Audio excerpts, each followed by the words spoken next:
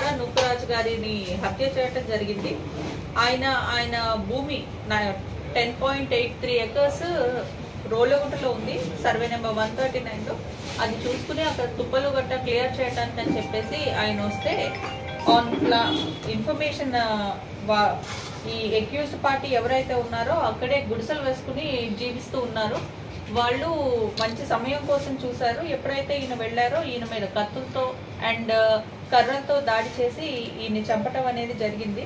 విషయం తెలియగానే సంఘటనా స్థలానికి SI Rolugunta and CI Kothakota వెళ్ళి we have used all technical and other means to gather all the evidences and subsequent గా ఈ ఎవిడెన్సెస్ అన్ని గ్యాదర్ చేశాక మాకు ఆన్ రిలయబుల్ ఇన్ఫర్మేషన్ నిన్న ఈ అక్యూజ్డ్ ఎవరైతే ఉన్నారో వాళ్ళ గుడిసెల దగ్గర తిరుగుతున్నారు అని ఇన్ఫర్మేషన్ వచ్చింది. దాన్ని బేస్ చేసుకుని వెళ్ళి నిన్న వాళ్ళని అరెస్ట్ చేయడం జరిగింది.